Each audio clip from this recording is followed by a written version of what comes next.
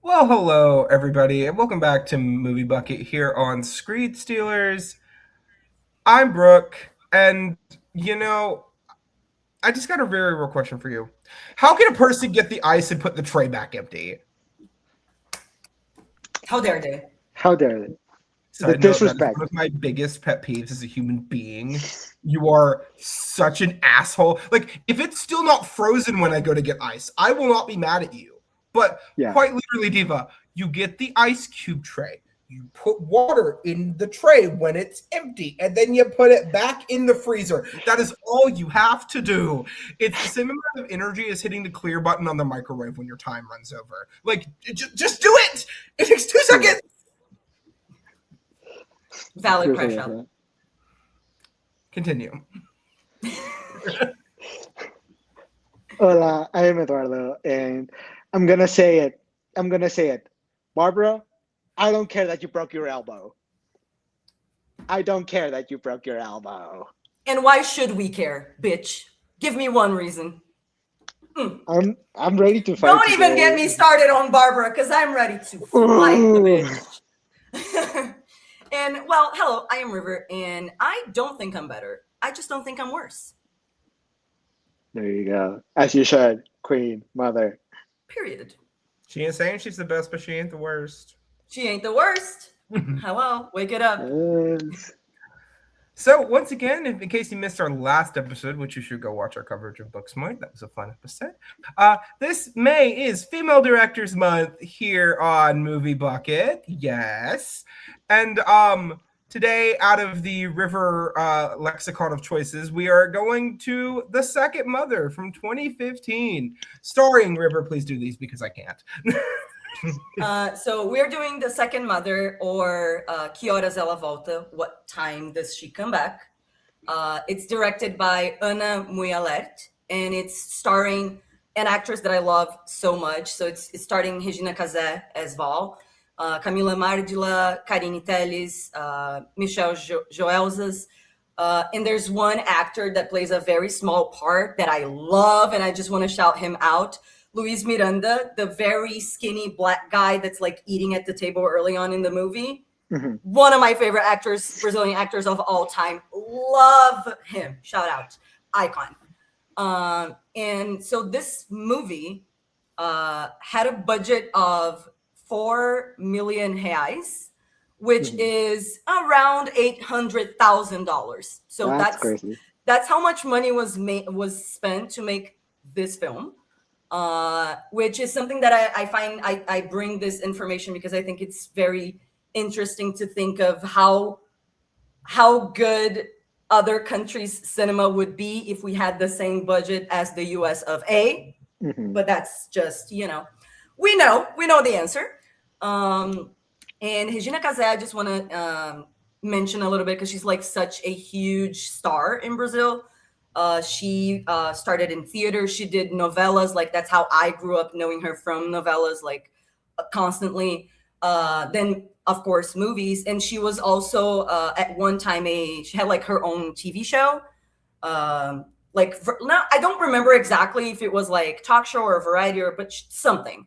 She had like her own show where she was presenting. She does drama, and she's so hilarious. And to be quite frank, she's a second mother to me. Like, I just grew up with this woman in my screen, just giving amazing performances one after the other. And I'm so glad that she was in this movie that was so recognized at the time when it came out. And I think a lot of people hadn't really thought of her as this like more serious movie actress because of being on TV for so long. That I don't know, I just felt like this was her moment to shine, and she was perfect for this role. Like, I cannot imagine someone else doing this role. And then the last thing that I want to mention as to context for this movie is that it came out around the time that maids were fighting and getting their workers' rights. And the people that employed them were getting pissed in the way that we see in this movie. My point is, this movie is based on very real experiences, and it's not based on a real story specifically, but it's basically a documentary. Because what we see here with Val is the lives of like literally millions of women in Brazil and obviously around the world as well. In one context that I think is important to know about Brazil as a country, as to why this mentality that we see in the movie is so prominent still, is that we were unfortunately the last country in the Americas to abolish slavery, only in 1888. So it's very fresh. And so we still see it today. It's alive and well, unfortunately. And it's kind of ironic when you think like the blackest country outside of Africa is still very racist and has a lot of those deep rooted issues that were spread everywhere by we know who. So that's a little bit of context for maybe people that don't know about the history, because why would you, right? And also it was during the time that we had our first and only woman president that was tortured during a military dictatorship. Sorry? Do we like her? Yes, I mean, I do. Her name is Dilma, and we used to call her Jill Mother. Just like I'm sorry, I just hear first woman anything, and I immediately am like, oh, that's awesome. But then I think about like Margaret Thatcher and like Theresa May, and we don't really care for them. Here is the tea about Mother. She was tortured during the military dictatorship because she was fighting against it, and she never snitched, not once.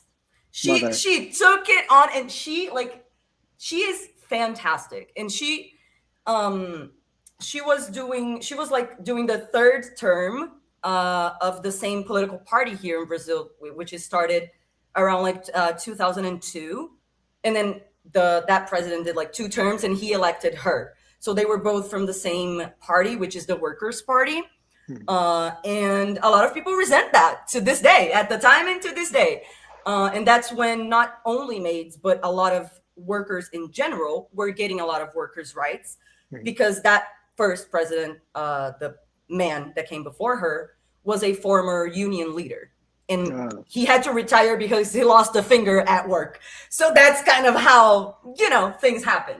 So I think the only reason I'm saying this is because that's kind of the themes that are touched on in this movie. And it's a story that can be related to other countries, but those are the specific things from Brazil that make it specific to us rather than a global experience. And also it's Mother's Day after the day this is posted. So it's kind of fitting that it's a movie about mothering in a way. Yeah. About being a mother and the difficulties that can come with it. Yeah, Lord, that we will really we'll get into it. But yeah. Oh my God. There's a lot. Yeah. Yeah, so River, I mean, I think you hit on it pretty well. But why? So when we were talking about the movies we were choosing for this month, because for the record, just so everyone's on the same page, because we've never really talked about it publicly, I just feel like it might be important context for this specifically. We do coordinate the movies we select together, and we let each other know what we're picking. One, so that way we all don't try to pick the same movie, because there have been times where I'm just going to go drop a spoiler. In August, we're going to be doing a month where we're going to have a lot of overlap. And there were some movies that multiple people would have wanted to pick. So that way we had to coordinate it so that way we don't pick the same movies. But also so that way we can try to have a little bit of variety within the month. And River selection here was really interesting to me because one, I'm going to be 100% blunt. I have no knowledge of Brazilian cinema whatsoever. There has never really... Love the honesty. Just being blunt. Just being 100% honest. It's never too late to start. Well, correct. But the way cinema works in the U.S. is basically if it's made in the U.S., it's going to get major press coverage in the U.S. If it's made in England, it'll usually get major press coverage in the U.S., and that's about it. But America is so Anglo-centric when it comes to their films. I can't remember the last time really a major foreign language film got a wide release and was widely covered in the US. Like maybe Parasite. I was gonna say maybe Parasite might be the last one. So never heard of this movie. But I was really intrigued by it because it's just not part, like, the idea of the maid culture in Brazil, from what you've explained to us in like private conversation, nothing like that here. Like, it's different. At least in modern day, like there's nothing like that. There's still apartments today that you like. I'm looking for apartments right now, and sometimes I look at pictures and in like older builds, they still have the maid's room built into the apartment next to the kitchen. Literally, houses were built and apartments were built thinking about the maid that was going to live in the house, because I think that's the biggest difference. It's the living in the house, right? Yeah. From the US, I mean, I don't know. I don't know about the US, but I will say post-slavery. I mean, you know what I mean? Like, of course, you know.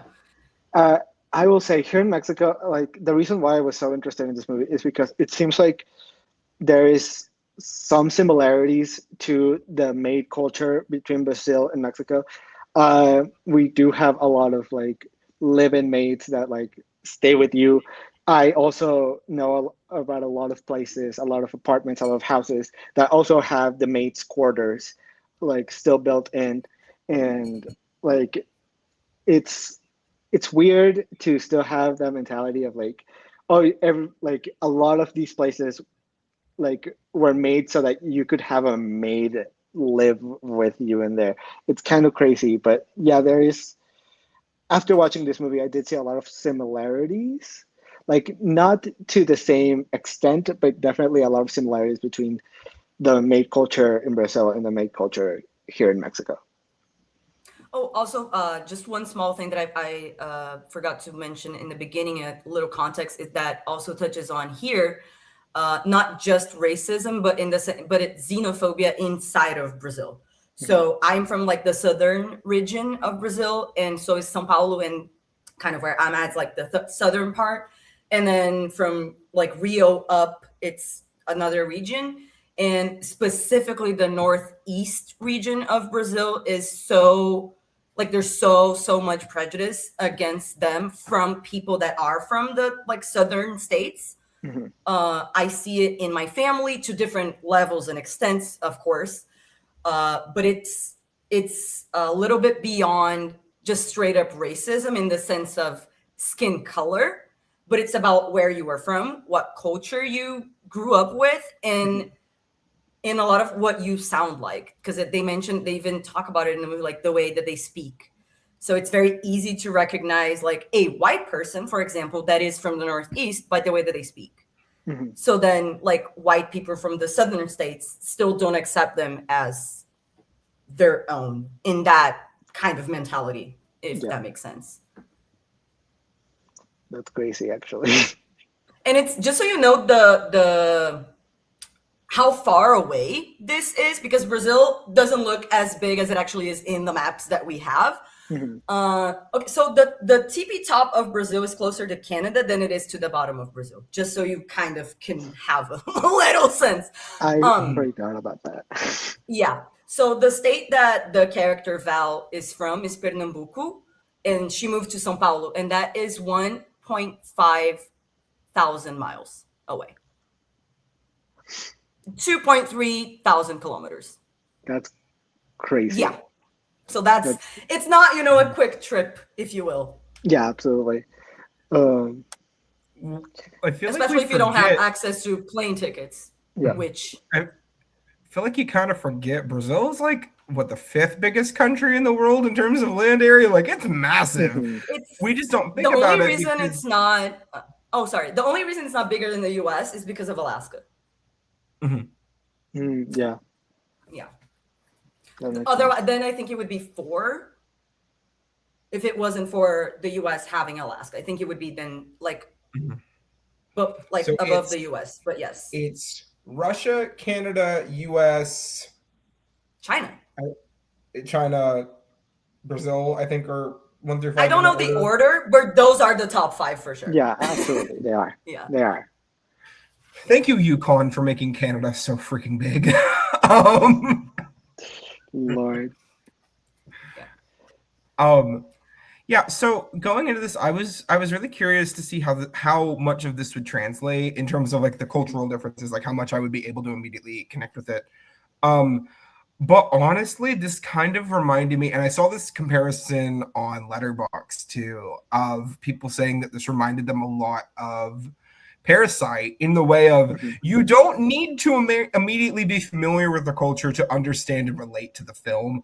I fully agree. I think this movie just has a lot of really good human moments, even outside of the cultural relativity of it, of being able to suck you into this universe and this area and this part of time, because these are just real people. Like these are people that I could meet if I went to Brazil. I could meet these people in Sao Paulo. I could meet them right now. And that's just how. If you are Brazilian and you're watching, you know these people. Like you know. Even you, Eduardo, I think you can relate. I was gonna say, if you are Mexican and you are watching this, you know these people. Yeah. But I'm sorry, Brooke. I that was pretty much my entire point. Okay. Was that I feel like I could meet these people because these all just feel like real people, and I love that. It is so like when I see movies, I don't hate over the top dramatic characters because I think they have their place in cinema too. But when it's a grounded movie like this, they need to feel real, and all of these people feel real. And that is one of my favorite parts of this entire film, is just how real everything feels. Like I feel like I could just go to Brazil and meet these people tomorrow. Maybe I don't know how long a flight would be, but you get my point. Yeah. Like 12, 14 hours, I would say. But Michigan? Depending on connect. Oh no! Oh baby, that'll be like 20 with connections. But anyway, yeah. Anyways, I was going to say specifically, like I have met these people. I have family members that are like, there are Barbaras, there are Carlos, there are Fabinho. I still don't quite know how to say his name. Fabinho. It's the H. It's the H that bothers me. I know.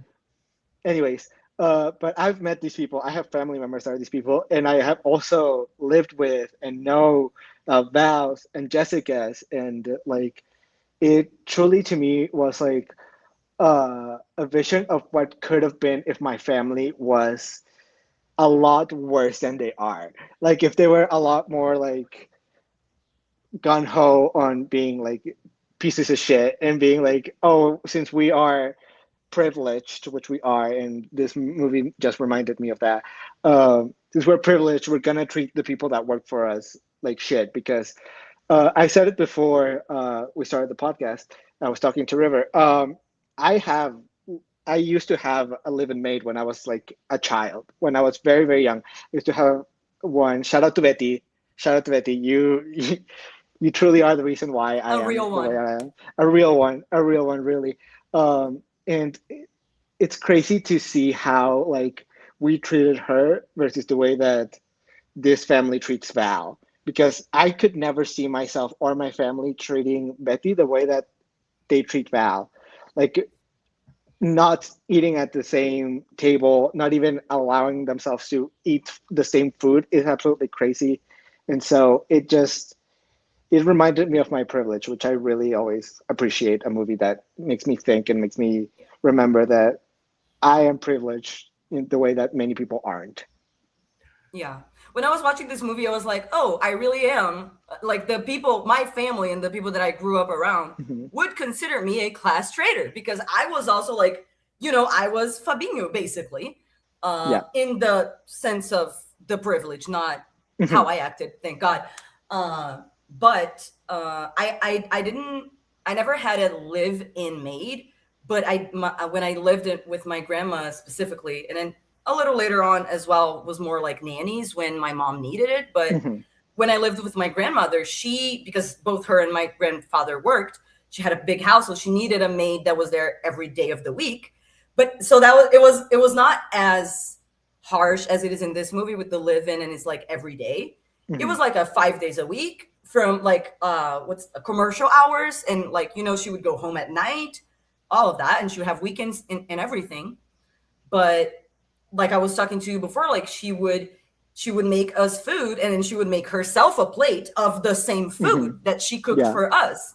And like after she would help me when I was smaller, right, and needed help with eating, she would help me with my lunch, and then she would go have hers in the same kitchen, but like she would still be with us, and we were made sure to include her in the conversations and all of that. And so like you said, I could never imagine treating someone that I trust to be inside of my house and taking care of my kids like that, you know? Yeah. And then pretending, but here is what angers me the most, is the pretending to be family and to love her and to, you know what I mean? Like, I prefer when people are assholes and admit it and don't try to pretend that there's something else. That just puts salt on the wound, where it's like, oh, it's family, this is your house, but don't touch my ice cream. Like, what? Yeah. Okay, I want to specifically mention something about this. So when I was connecting this to a lot of other media that I've consumed, the first thing I thought of watching this movie and watching how they treated Val was the Chucky TV series, right? Because Junior's family is like really well off and they have a lot of money, so they have a housekeeper that has basically been a Val to this family for his Junior's entire childhood. And you know, Chucky does what Chucky does, and the housekeeper ends up dying relatively early before we even really meet her. And the police come and it looks like an accident, and they're explaining like, oh, she was like a part of our family. And then they ask if she has any family, and they're like, where is she from? Like, and it really like immediately was like, oh shit, okay, well, that's really good social commentary. Yeah. But we had exactly that same situation here. Yeah, absolutely. She was like, oh, Jessica is coming, whatever. She's like, and Barbara's like, who's Jessica? Who's Jessica? Like, that the moment where she said, who's Jessica, I immediately knew. I immediately was like, this bitch is absolutely lying. She is absolutely treating Val like a piece of shit, and she's just pretending that she's part of the family. I know Betty's son. I know his name. I know when he was born. I know how much he weighed. Like, I know everything. Like, it's crazy to me that you have worked with someone for 10 years and you don't know if they have a family. Like, and also because Val had told her that, like, yeah, we saw like recently, not as in like years ago, but like recently mentioned her, you know, like, anyway, one other thing that I'm like, cause it's so many layers, right? And I just want to make sure we cover everything. When it comes to the, I'll skip forward a little bit to when Jessica came to the house and they were like, she was meeting the family, right? And they were questioning her, and she was talking about school, whatever she wanted to do. That was so real. Like, everything about this movie, like I said, this could have been a documentary, but this is why I think this movie is so good, is because it treats those issues exactly like they happen in real life. It's a dramatization of it, but it's rooted in reality. Because around that time, the time that I mentioned before with the first progressive president that came in the early 2000s, up until around the time this movie was made, 2015, a lot of a lot of people that didn't have opportunity to go to school and to do all of those things started having those opportunities because of various different government programs that helped people have those opportunities and get to those places. Yeah. And that's where, around the time where the rich people started, one thing that was very said a lot, that I heard a lot around that time, was the airports are starting to look like bus stations. Those people were mad and resented the fact that people that they thought were inferior to them got to the same place that they did with less opportunity, with less resources. And they're like, it's not fair. And they resented those people and the government for it, for having to share, because their son had to share a classroom or a plane or whatever the fuck it is with the maid's daughter. Really? And you can Like, absolutely see really? that in this movie, the way that Barbara like reacts when like simply Jessica decides, oh, I'm gonna stay in the guest bedroom. She freaks out and she slams the door. When she sees that her son is like swimming with Jessica, I'm gonna drain the pool. Absolutely not. And When say it like, was a rat, bitch. bitch, when I see Jessica eating my son's ice cream, she can no longer enter the kitchen. Like you can see it, and you can I see will it. say on Barbara, like on that ice cream scene, the one thing I was like, 'cause she's fully wrong, Barbara. Mhm. But why are you eating out of the container with a spoon when it's not your ice cream? Girl, that's the only thing that I was like, you know what? Yeah, and That's fair. That's fine. that's fair. Everything else, fuck Barbara. You know what I mean? I w- Everything yeah, I else. the only thing I would have told her if I was in Barbara's situation, I would have just said, "Don't you Put it want a in a bowl? Can't you put it in a like bowl, here's a please. bowl, please?" That's it. That's all. But like I was going to say this and I forgot about it, and I'm gonna say it now. What I really like about this movie is that every character is flawed, even like Val and Jessica, who are our heroes. They're both still flawed and they still have parts of them that are like not great. Like the way that Jessica treats Val when she just comes back and she like stays at the house is like not great. And the way that Val treats Jessica once she starts hanging out with Fabinho and like starts like receiving gifts from Carlos, like Accepting what is offered accepting, to her. yeah, accepting like, oh, if do you want some ice cream? Oh yeah, of course. Like the way that she Val treats Jessica is like also kind of absolutely crazy.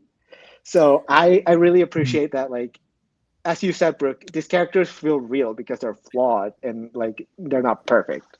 Yeah, I was going to bring that up One, too in response to your go statement, ahead. Eduardo, was that their flaws make them feel more real, right? Mhm, I think it would have been very easy for this film to make Val a Mary Sue, right? It would have been very mhm. easy to make her. I don't mean Mary Sue in the like the traditional sense of not even Mary Sue. Like they could have made her They this could like have perfect, sanctified her. angelic human being who is completely flawless and all this other stuff. Like immediately, the first thought that comes to my mind is in the Heights, God, what is her name? Abuela Claudia. Like, look what Oh they do yeah. with her. Of like, she is a perfect human being. She's struggled through her life, but she's amazing and immaculate and godlike and perfect and saintly, and she's incredible. And that movie is really great. Mhm.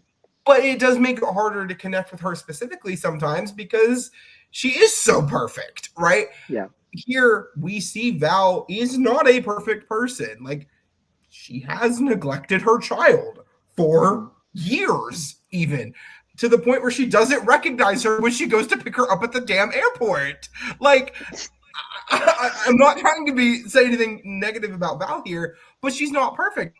And in the same way, Jessica doesn't seem to understand why her mom is telling her not to do the things she's telling her not to do. Mhm. And it does create this really interesting relationship that the two of them have, juxtaposed against a relationship with the family. Like it creates a lot more interesting development for these characters than you might originally assume just looking at like a synopsis or something like that. Yeah. Yeah.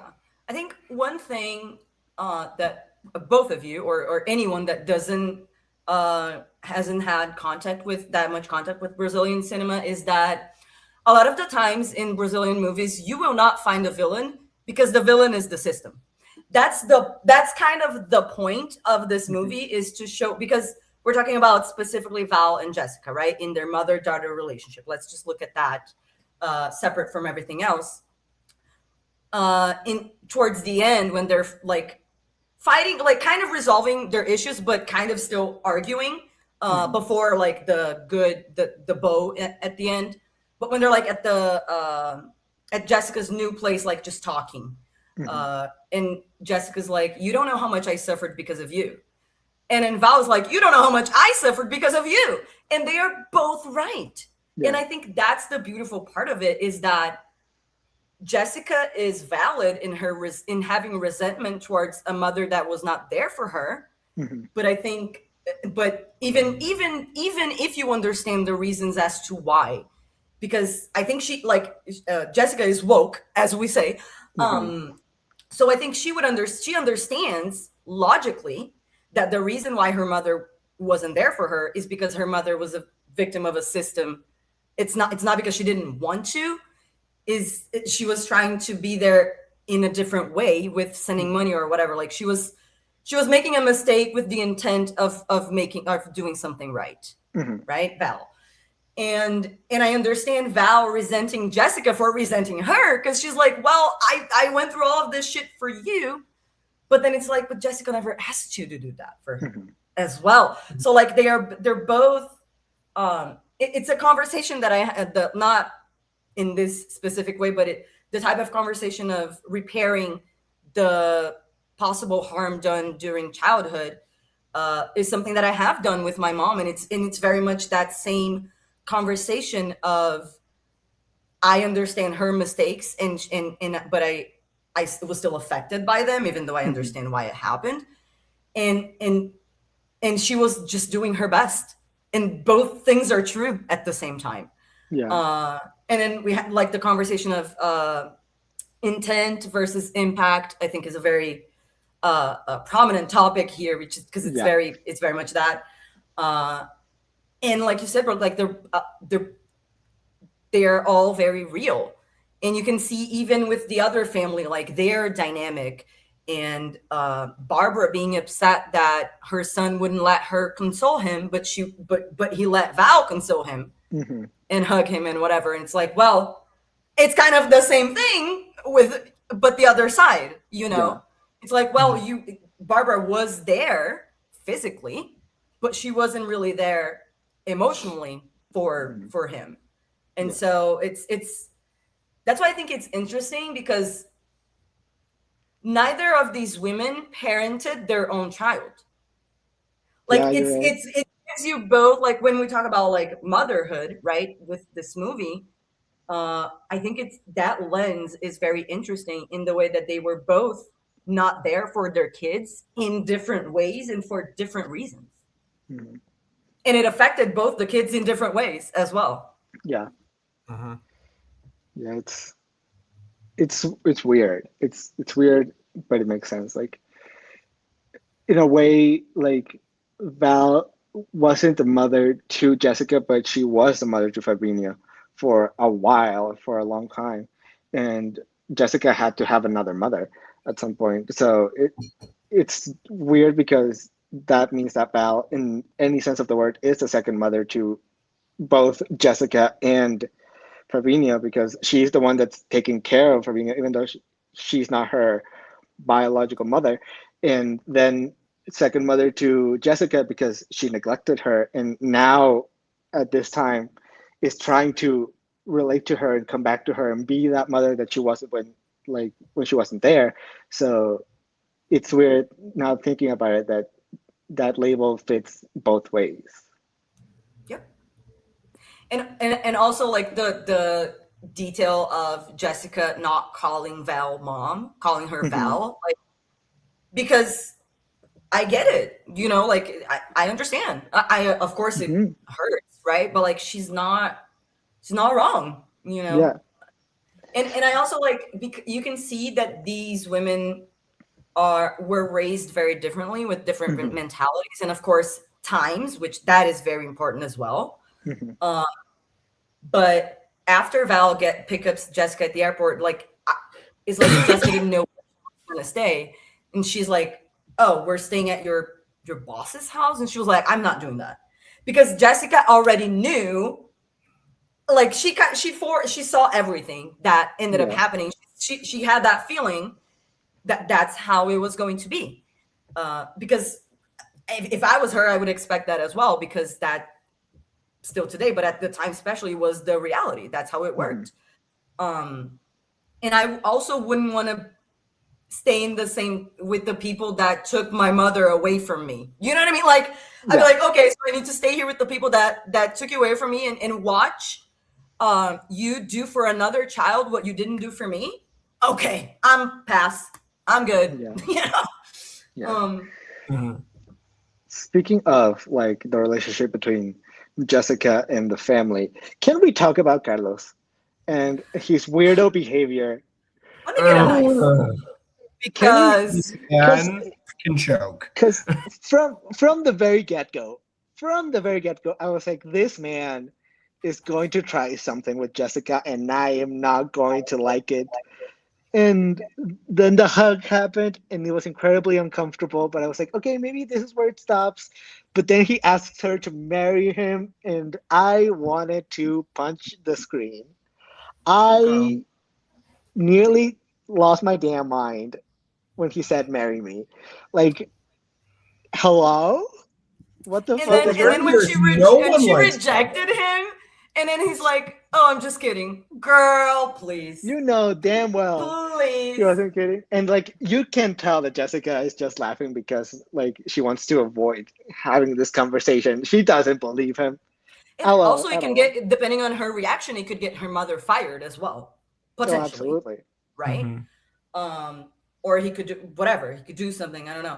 But it's really funny because I clocked it immediately. I forgot, because like I said, I watched this movie one time when it came out, so it's 11 years ago. So I remember like the main plot points, but I didn't remember a lot of things. Like a lot of things I was gagged for, again, as if it was the first time. The way he looked at her, like when he started offering her stuff, I was like, the first time I was like, oh, maybe he's just being nice and like he doesn't think like his wife, right? He's a little more chill. Then the second time, I caught a look in his face towards her, and I was like, oh, he just wants to fuck her. Oh, he's just offering stuff to fuck her. Because also, I've been there. I have been Jessica. In that way of like someone that I didn't expect to be nice to me was offering me stuff, and then I was thinking they were genuine, and it was just manipulation, trying to get something. Yes. Well.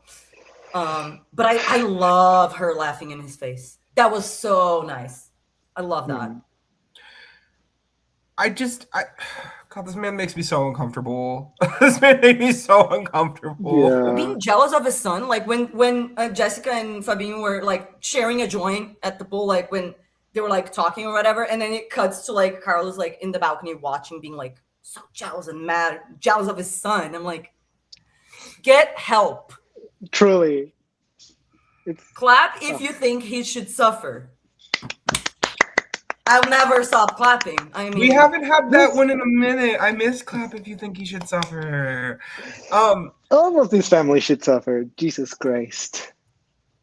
Maggie, though, shout out to Maggie the dog. She's a real one. She's good. It kind of reminds me of ABCDFU, everybody but your dog. Like you can all fuck off. Yeah, there you go. That makes sense. Oh, I hadn't heard that song in a while. God damn it. Yeah, it was just energy. But no, that the scene where he's proposing to her, I just it was cringe, and it was like I was like, like, but at the same time, it was also like, no, this type of man does exist. They think they can get whatever they want because they have money, and that's just the tea. Like, there are people that do exist that are like this, and I'm like, oh god, I hate men. Men are the worst. And the way he prompted it as well, he was like, do you believe in reincarnation? Bitch, fuck off. Oh, because we shouldn't. I don't. And I believe we should enjoy this one life and take chances. Bitch, go talk to your wife. Girl. You're still married. Lord. To a horrible woman, I'll give him that. But like, you can leave anytime you want, babes. Yeah, he has the money. He has the money, right? So why? Yeah. Like, what's keeping him? What we have discovered here is that nobody likes Barbara.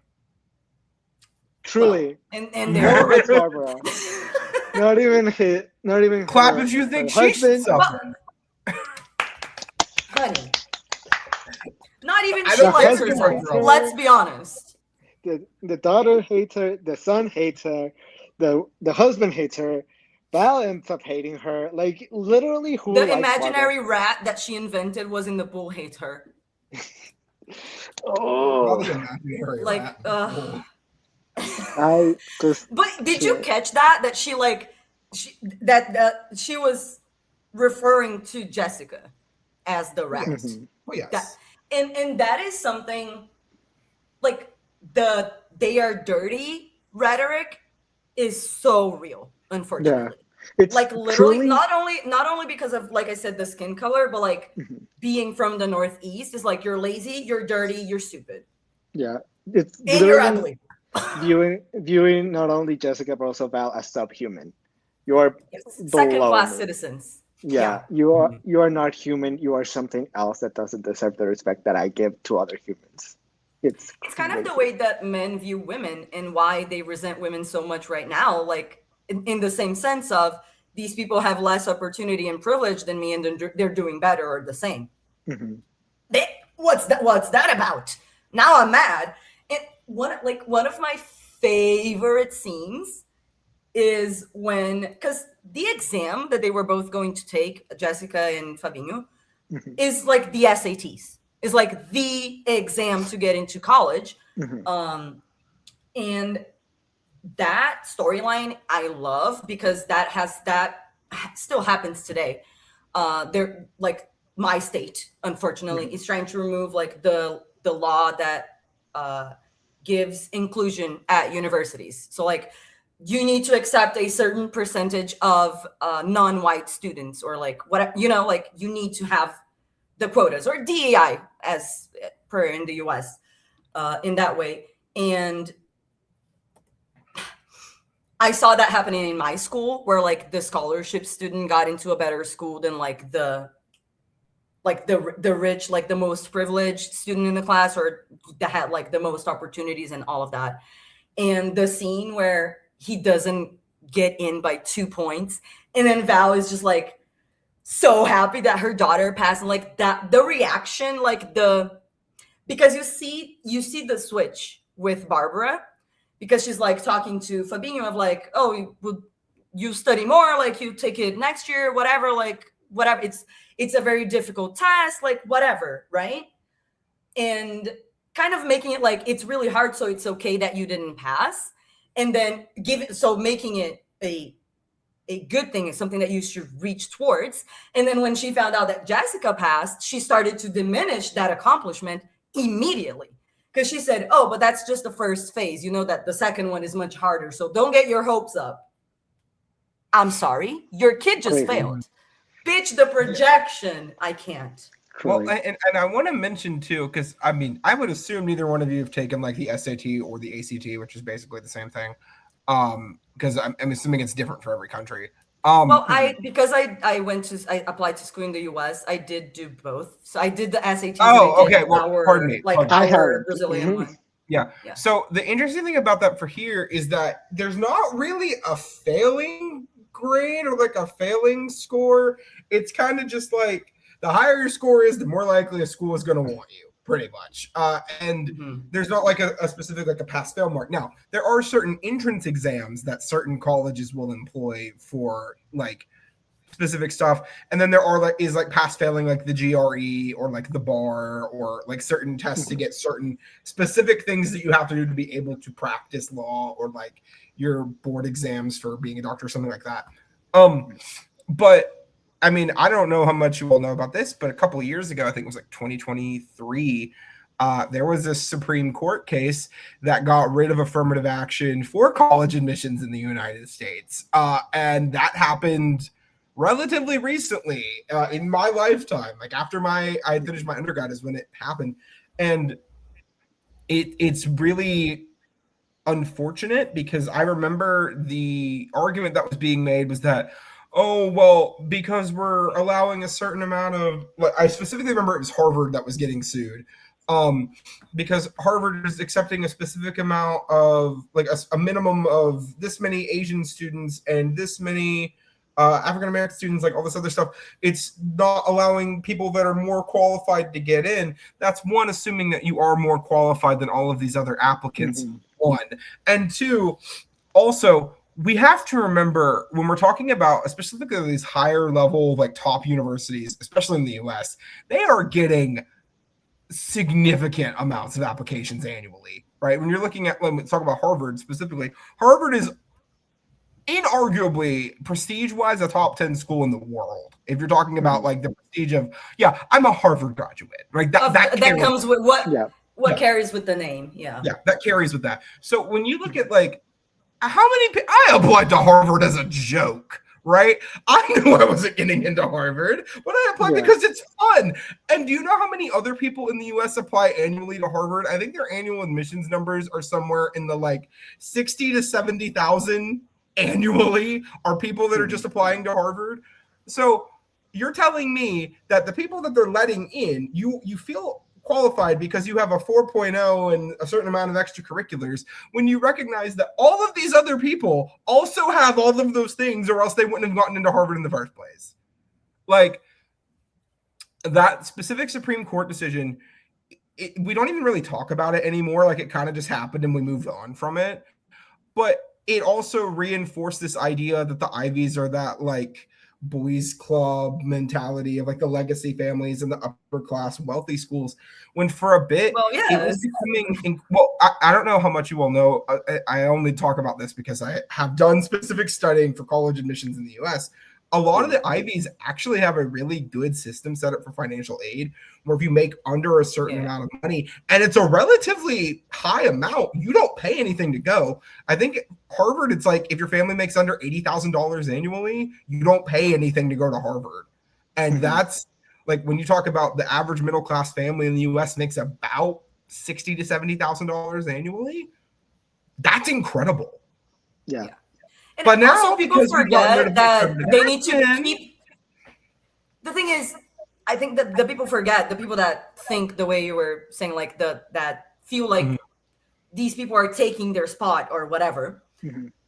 Once these people get this opportunity to get in, they also need to do well enough to be able to stay. So like it's not even an argument, because if you get in and you in a scholarship or whatever the fuck, and you don't keep a certain GPA or like your grades or whatever, you will lose that privilege. Am I right? Like from what I know, at least. Yeah. So because that's what it's like here. And one of the things that I think is a very big difference here is that our public universities are actually public and free, like 000 free. You know what I mean?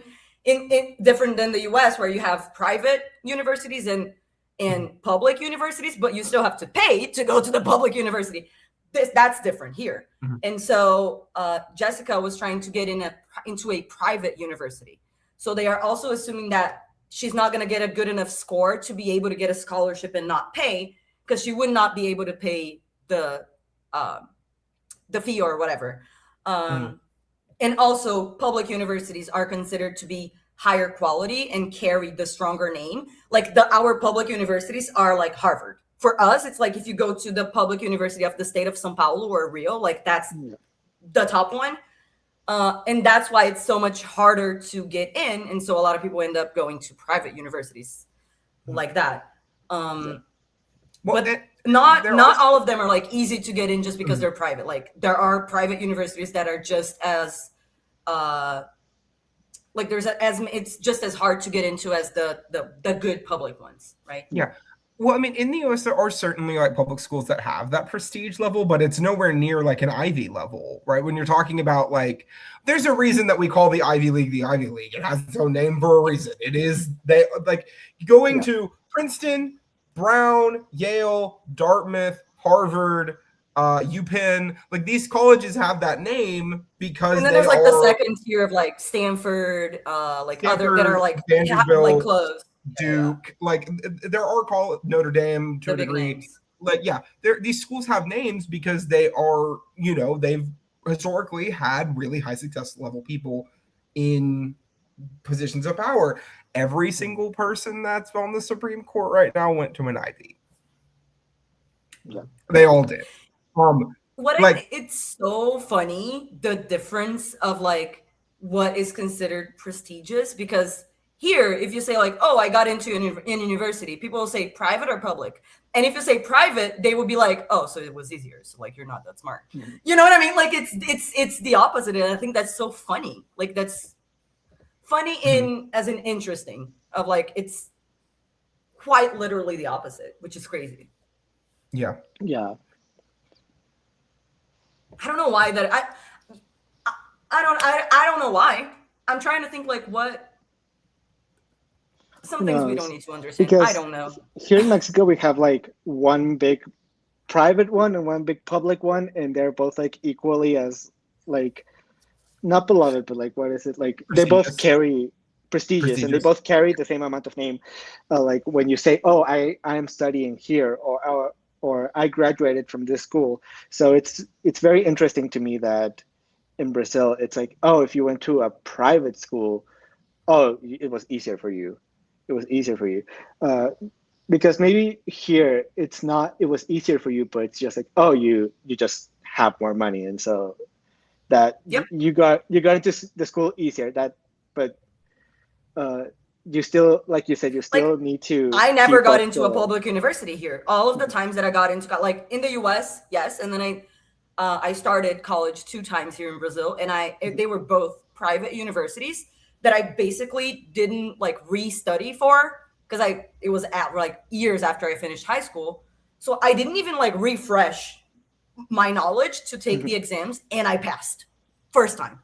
Okay. So yeah, it's not, do you know what I mean? Like I know I'm speaking from experience, and that's not to say that I'm stupid. It's just, it's not as hard, and it does not demand as much effort. Yeah, well, I mean, on the flip side of that too, like for me, right? Like I'm currently getting my PhD. Like I am studying in school right now, getting my PhD. Thank you very much. I'm very happy.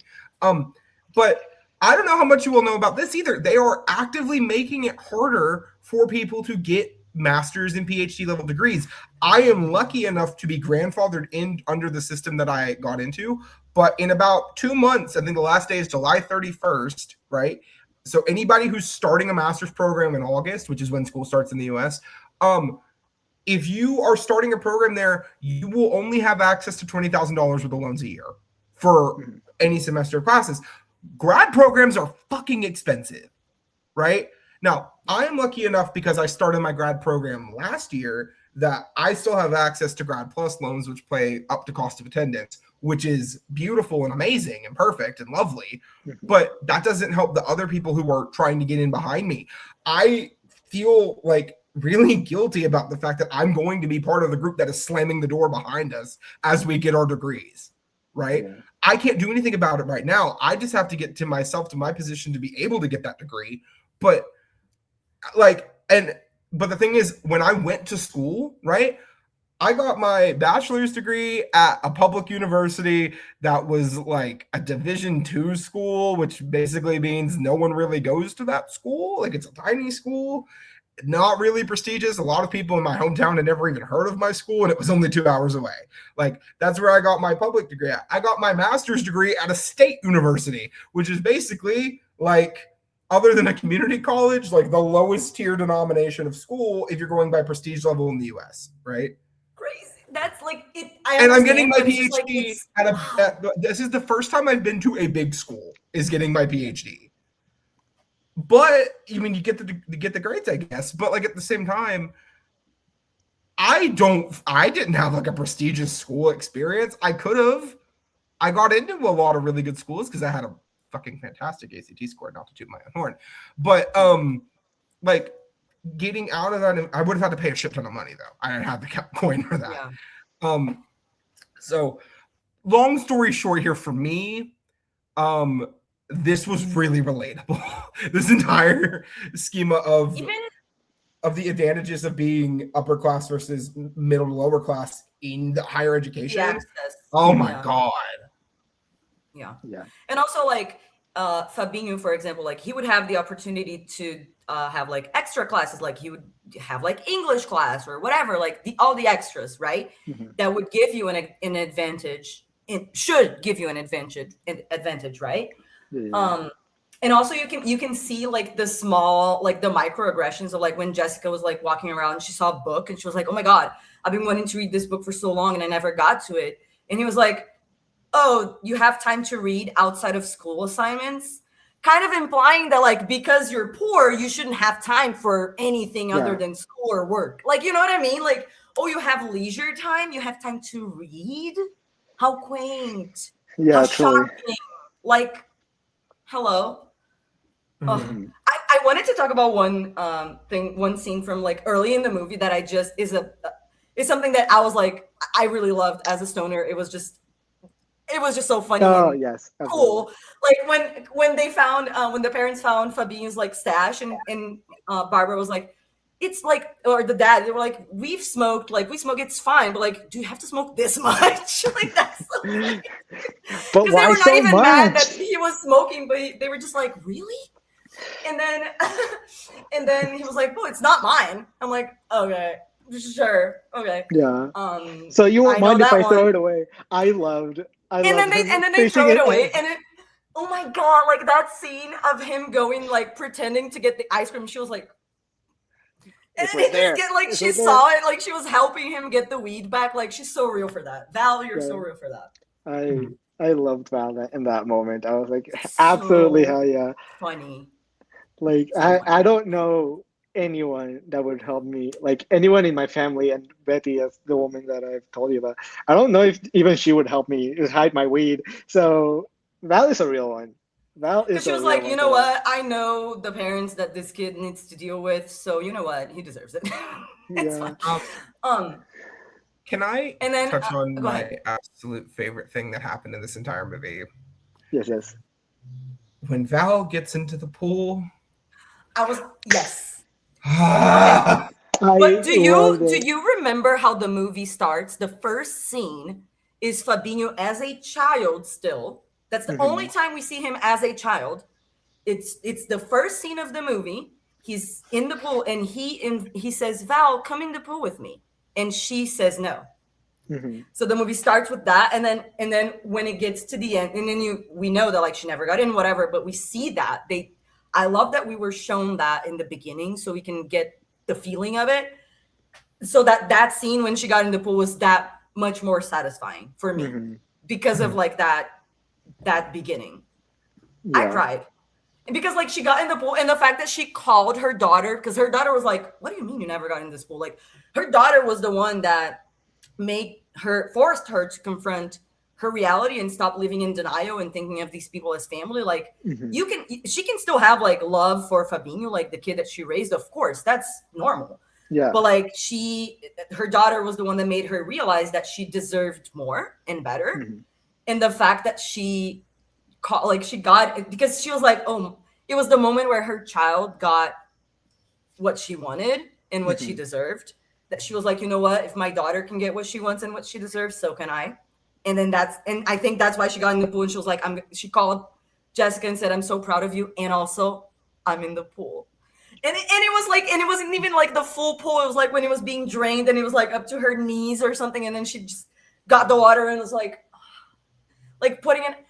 I cried because like it's a happy moment, but it's also so sad because it's like it's the beginning of her change of mindset, but it's still not what she deserves. But you see that like it's so happy to see her taking that first step.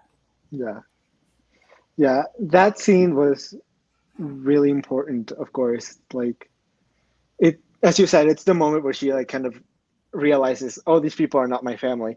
But the other scene that I also really want to talk about, which is, I told you about this, River, when she finally goes to Jessica's house and she pulls out the tray that she had gifted Barbara, and The Barbara had fucking gift. the fucking gift. The fact that she didn't have money to buy that for herself and decided to buy that for Barbara, and Barbara couldn't give a shit.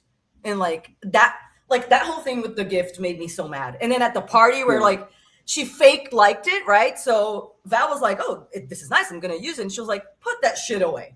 Yeah. Look, Crazy. and like I said, we were talking before, Brooke, you don't know this, but that same set, I had that when I was growing up. My mom had that in our house when I was growing up. The exact same brand, literally the same one. I screamed when I saw that. Yeah. And you know what? That scene at the end, I think, is also my favorite because a lot of things represent Brazil, but the scene of her getting to Jessica and then telling her like, I quit. First of all, her quitting, love it. Love it. Also one of my favorite parts. And then Barbara trying to like make her stay or like guilting her and being like, oh, I'll pay you more. Like, bitch, let her fucking go, please. Yeah. She's had enough, officially. Mhm. But when she tells Jessica, and we'll talk about the Jessica's plot twist because we did mention that quickly of after. course. But when she was like, she brought the little like the set, and she said, Jessica, go boil some water. Let's have some coffee. That is Brazil. That moment where she's like, you know what? Let's have a little coffee. That is everything. Like a good thing happened. Let's have some coffee and talk. Oh, you want to gossip? Let's make some coffee. Let's talk. It's like that scene made me so happy. And the fact that they were drinking in that set, love it. Obsessed. Yeah, I loved when she pulled out the set. Like I literally screamed. I said it. I told you, remember. Like when she pulled it out, I literally screamed. I was like, "Holy shit! Yes, absolutely!" Like she doesn't, like Barbara doesn't deserve to even have this at her house. You paid so much money to have this, and she absolutely disrespected you because of it. Of course, you're gonna steal it. Of course, you should. I would be mad if she didn't. I was so happy Right? when she did that. Yes. Okay. And now, you know what? Barbara's not even gonna notice. So. yeah, she's not gonna notice, and she's not gonna care, so it's fine. Mhm. But now I think we need to talk about it. You said it. We need to talk about the plot twist. Okay, so I just wanted to well, let's do that, and then if we have time, we'll talk about the other thing. But the plot twist with Jessica, because the whole movie it's kind of like we see the relationship of Jessica and Jessica and her mother, and all of the reasons as to why Jessica resents Val, and then we find out that she's kind of doing the same thing. I don't think it's kind of a, she basically Yeah, is. she's Basically making the is. same mistake. Yeah. Yeah, like, Yeah. and then so she when Jessica finally finds a place for her to live outside of those people's house, then Val finds out that Jessica has a child and didn't tell her mom. And honestly, I think that was the moment where she decided to quit, when she found out that she had a grandchild, Val. And I think she was like, you know what? I'm not going to make the same mistake twice. I think that's kind of what it was. And I think she also thought, you know what? I wasn't there for my daughter when she was growing up, when she needed me, but I can be for her. I can be there for her right now because she also needs me right now. Yeah. And so I think it was kind of like her way of trying to make up to Jessica what she felt like she did wrong. And she was also is able to give her grandson what she wasn't able to do for her grandson, what she wasn't able to do for Jessica. Mm-hmm. Yeah. I think that's a beautiful way to put a bow in this story. And like, and also I think it shows us that even though Jessica is valid and has a lot of resentment towards her mother, she also, we can tell now, knowing the end, that she actually understands. She just wants her mother to acknowledge it so they can move on. Yeah. Because she's now in her mother's shoes, basically. So I think she understands her mother a lot better than she did before. Yeah. I also think that's why she was going so hard on Val about how like she was being disrespected by the family, because she knows that like she deserves better, and like she's treating her the way that she hopes her son would treat her. Like, hey, you deserve respect, even if you haven't like been there for me. I still think you deserve respect. You're still a human being. You still deserve to like be treated as such.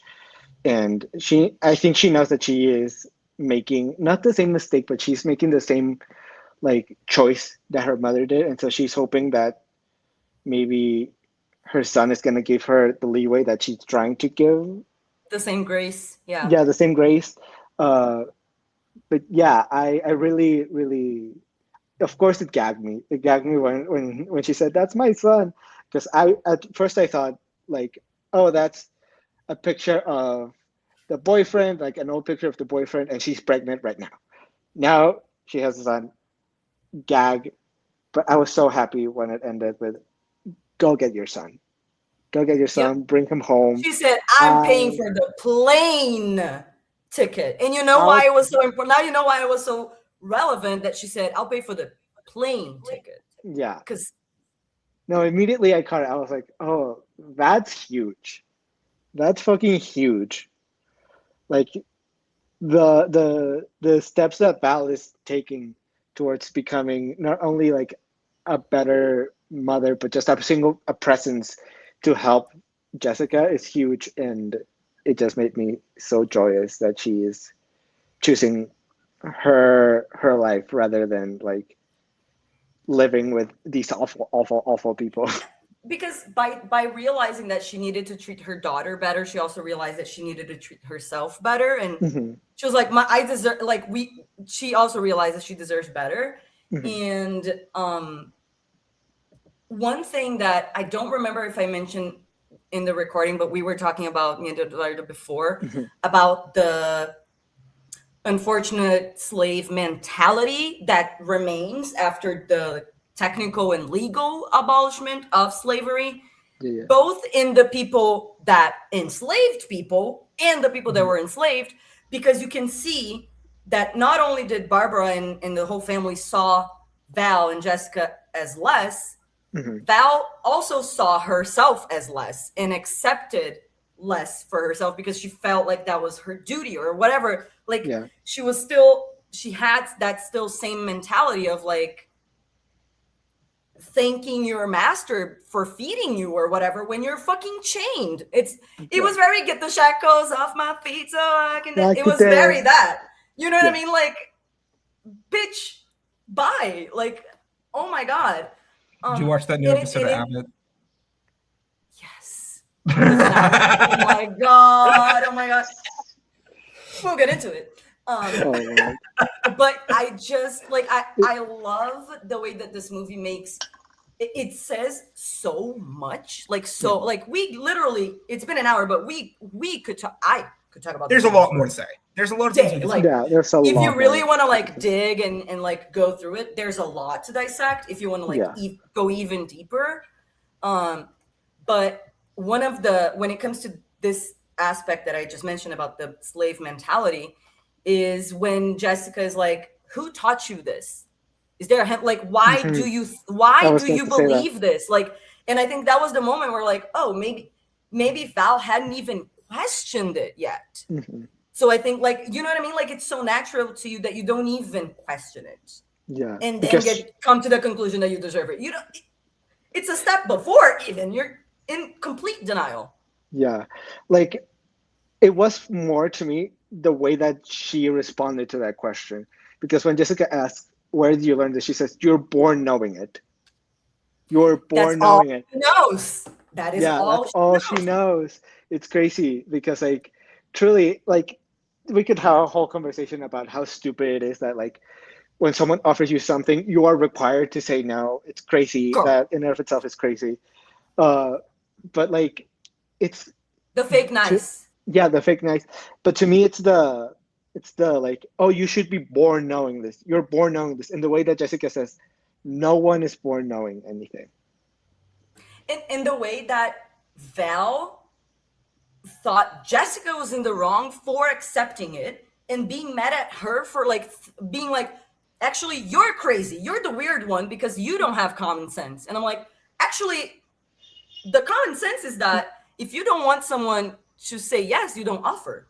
Like, why is it on me to say no when you're so you wanna give me the image that you are nice and generous, but you want me to refuse because you are not actually nice and generous. You just want to and even Fabinho has this mentality because when he goes to Val's bed, which in and of itself is crazy, when Val sleeping together as a teenager, I'm not going to touch on that. Crazy, but where I was going is like when Val asks Fabinho about like what he thinks about Jessica, he says she's weird. She's a weird one. Like she thinks that she's better than everyone. She has this. She thinks too much of herself. She thinks too much of herself. That's it. She thinks too much of herself. As an insult. Okay. It's crazy. Crazy. Like saying that about the daughter of the person that is like petting your head so you can sleep. That's crazy. What bothered me the most is that Val agreed with him. didn't defend her. And Jessica says that later on. She's Why like, did you not never defend defended me? Why did you not defend me? Like I that's the thing. Like I understand both of these women, and I feel bad, and for both of these women because they're like I said before, like neither of them is the villain. It's the system. If anything, maybe Barbara, but she represents the system. You know what I mean? Like so, both of these women are both right and both wrong at the same time. Exactly.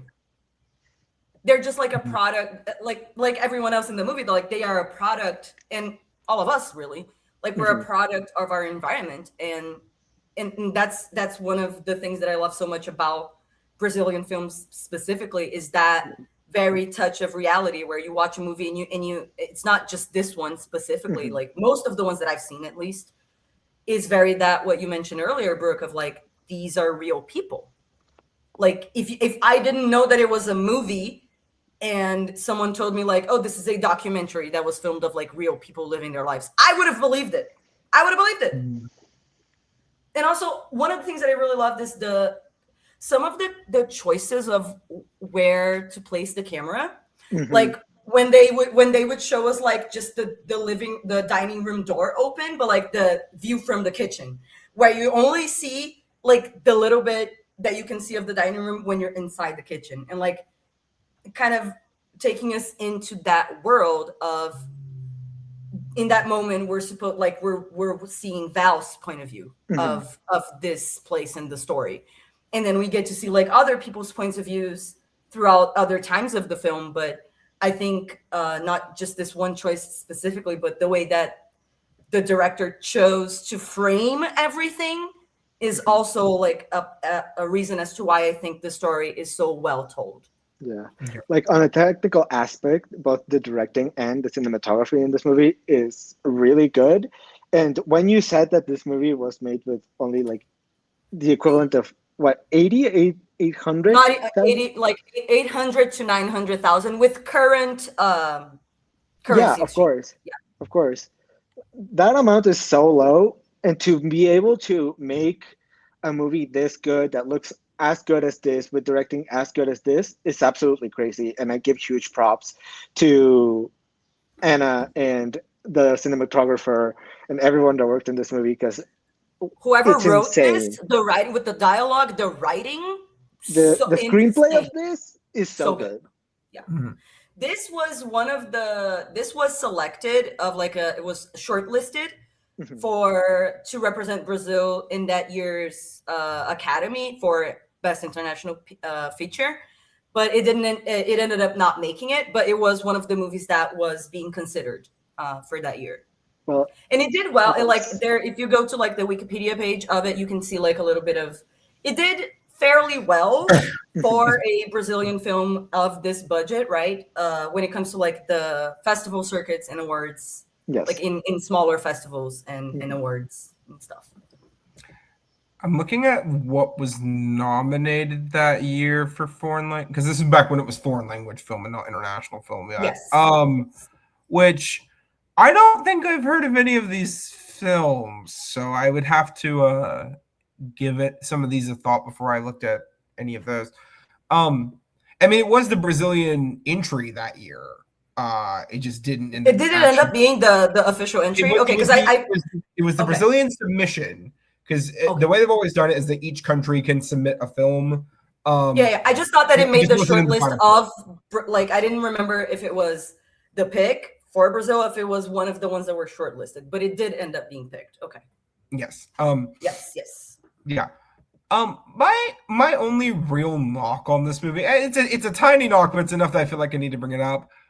Score could have been a bit better. I didn't love the score. It wasn't bad. It wasn't like actively painful. It wasn't much, actually. It wasn't much. I think, and granted, I understand the reason why it wasn't much. This is a small, intimate film. You don't need like a John Williams score for this. It wouldn't work.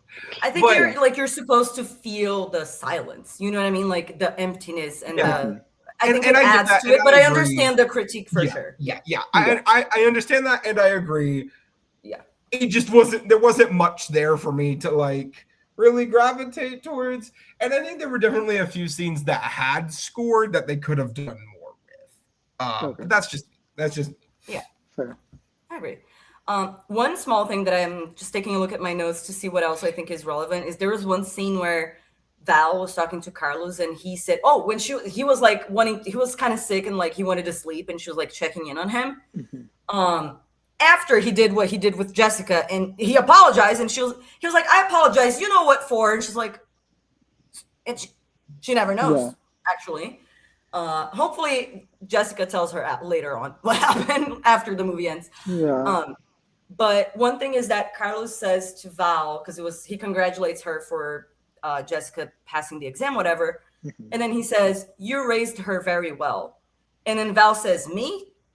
In that moment, she's like, when she said me, she knows that Jessica is right. When Jessica said, you didn't raise me. Yeah. She knows, because like, when she because she felt like she couldn't accept that compliment because she's like, well, actually, you clocked me. I didn't, Yeah. And then Jessica was like, it was 10 years. Why didn't you ever come back? Like, because she was like, you went to visit me and then you left and you left me there just wondering like when you would come back and you never, like, you're just waiting for your parent to show up. Like, you can understand that as an adult, but like as a child, you just feel abandoned. Yeah, of course. I mean, can you understand that as an adult? Like, let's just be honest. Like, it would probably take a lot of time in therapy to understand that as an adult. You can understand. It doesn't mean that your resentment isn't going to be there, but like you can understand logically in the sense, and not emotionally necessarily, but when you're a child and you're in the middle of that, you don't understand logically. Like, I think if you are a grown up, you would specifically in this situation, a better perspective. You would have a better perspective, and you would understand it a little bit more, but you would still be hurt by it. Exactly. Like you would understand, okay, this is why it's happening. I understand why it's happening. I'm still allowed to have these feelings of hurt and of neglect. And I think that's the one thing that Jessica really wanted from her mom is like, I just want you to acknowledge that your decisions, even though you were trying to do your best, hurt me. Mm-hmm. I still love you, whatever, you know what I mean? Because like they are able to at least start fixing their relationship, right? Like we see that like an effort being made from both sides. Yeah. But only after they were both able to kind of get some stuff out, right? Because like if I was Val and I did all of that for my kid, I would also be like, and then you treat me like shit? Like really? Yeah. But like that's what, like I love when two people are wrong and right at the same time. Love it. Mm. Well, whenever I hear that like 3-second silence over after an hour, it feels like we're good. So does anybody have anything else they would like to add today? One more thing. There is one thing. Yes. Mm-hmm. When because it's very important to the class critique of the movie. Fabinho, when he didn't pass the exam, right? He was like, what am I gonna the parents give him a trip to Australia to study English before he retakes the exam next year. So as a reward for failing the exam, you get a trip. Crazy. Okay. Baby. I mean, that is also I will real. say him leaving is actually like one of the reasons why Val quit as well. Yeah, absolutely. Honestly, he was the reason she was staying. He was the reason she was staying, and now that he's gone, she has a reason to be able to just back out and leave. Exactly. And I'll be 100% honest, as much as it is kind of shitty that he just gets to go on this trip after failing. I'm glad he did. I'm glad he did. Like, because if he hadn't, Val would still be working there. Like, and you know what? And it's because of her love for him, because what I think it is that she was like, well, I already abandoned my real child. So like, I don't want to abandon this child that I raised basically that sees me as a mother. So like, so I feel like if she left Fabinho with like those parents, she would feel guilty as well for leaving him. Mm-hmm. Well, based on what we know from the character, right? Like that's what I imagine is her motivation. And also like the mentality, right? Of like being grateful for them giving you work, like, okay. Yeah. If it wasn't you, they would have hired someone else. You know what I mean? Like, they don't give a fuck. So Yeah. But yeah, that was good and made me angry because it's just like, okay, you get a fucking reward for being stupid. Yeah. Anyway, but like it's Crazy. real. You know what I mean? Like it's just because that's why it makes me so mad because like, Mhm. yeah, that's usually how it goes Yeah, truly. from my experience. Yeah, like, oh no, I failed. Okay, I'm gonna go backpacking in Europe for a year while I retake the test next year. Like, really? Okay, Yeah. whatever. Yeah. Okay, well, with that, I think Now we're I'm at it. No, you are fine, River. Don't worry about it. It is time for scores. So, River, would you like to go first? Since it was your choice. Yes. I honestly, like I said, I've seen this movie before, but I didn't remember a lot of it. So quite honestly, I remember the way that I felt and that I enjoyed it. But because I didn't remember a lot of it, I honestly went in like not knowing how I was going to feel watching it this time. But like I said, I could go on about this movie. Like it makes me think about so many things. Like I just think it's fantastic. Like I don't know how to put it into words. Like it's fantastic. It's a 5 out of 5 for me. I love it. Also, shout out to the director with the same government name as me. Yeah. Eduardo. Yes, I really like this movie. Clearly, it, as I said, it really reminded me of the privilege that I have, and it made me think. And what I love about a movie is when it makes me think. And yeah, the social commentary is absolutely amazing. It's spot on. It really hits home, and it works. Everything about it works, and it does everything that it sets out to do, and it does it well. I was so uncomfortable watching this movie, but that's what the movie wanted me to feel. So therefore, it's a good thing that I felt that way. Yeah, I have to give this movie huge props. I really, really enjoyed it. And shout out to Betty. You're a real one. I love you. Thank you for everything. And for that, it's a 5 out of 5.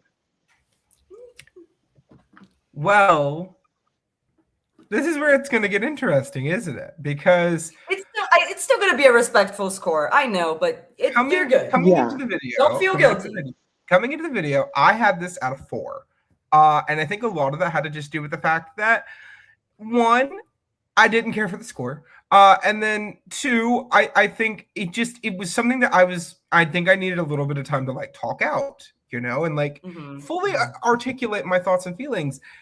And I cannot believe I'm saying this. I'm giving it a 5 out of 5 too. I thought you were going to give it a 0.5, but oh my God. Meaning for the 3rd time on Movie Bucket. My God. Welcome to the Perfect Score Club. Oh, I could cry of happiness right now. This is amazing. I cannot believe okay. I'm just gonna say, so happy. I needed to talk about it, and we've talked about it before. Sometimes we just need to talk about it. Sometimes it goes up or down after we talk. It happens. It's something that I needed to remind myself a little bit of. A movie does not need to be perfect for me to give it 5 stars, and I think having this conversation was good to get my feelings out and my thoughts out. And you know what? Perfect score sounds good to me. Love it. So congratulations. Can I ask you one question? Yes, Diva. Was this the first Brazilian movie you've ever watched? I would need to look.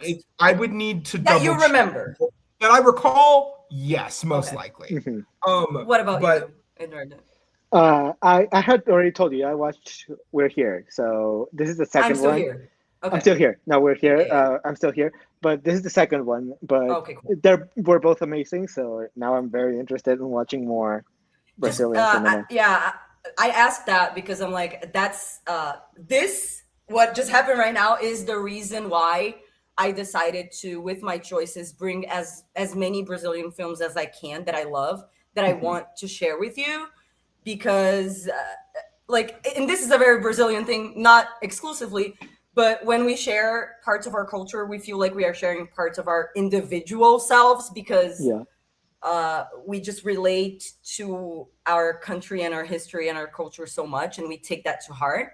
So I'm really glad that you both enjoyed it, and I'm glad that one of your first experiences with Brazilian cinema was a good one, and kind of setting a good precedent for the future, if you will. Yeah. So I should also mention, in case anyone hasn't been keeping up, this is only our third movie to get a perfect score on Movie Bucket. It joins such luminaries as The Color Purple and Rosewood, which I think is just a strong indication of quality here. Yes. And, I'm excited because I think we have a lot more good stuff coming up throughout the year that hopefully will join the three of them. It will not take too long for us to talk about a Brazilian movie again. Not even a little bit long.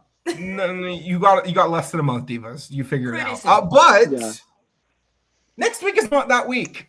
So it's my turn after having an entire month. I only gave them 2 weeks before it was my turn. I'm just kidding. So I wanted to pick a movie that featured an actress that I love. But I also wanted to pick something that felt a little bit more personal, a little bit more intimate, because let's just be honest, I like making you do two things: one, sad, and two, strange cinema. Those are my two things that I like. And I said, you know what? Let's go with a straight up drama, because I don't normally do those. So I decided to set us up with the Melissa McCarthy Academy Award nominated film for the performance of Melissa McCarthy, directed by Marielle Heller. The 2018 film Can You Ever Forgive Me will be what we are covering next week. I'm so excited. I love Melissa McCarthy. I've never seen it. Yeah. I was watching I was doing like a Melissa McCarthy marathon, and this movie didn't come up. I don't know why, but I missed it. So I'm excited that you chose it. Yeah.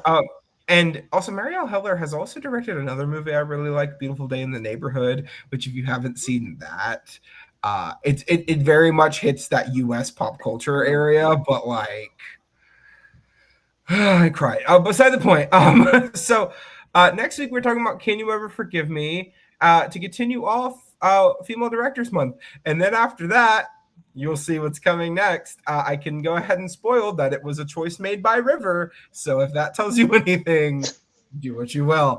I like giving the hints to the movies that are 2 weeks out now. I'm going to keep doing it.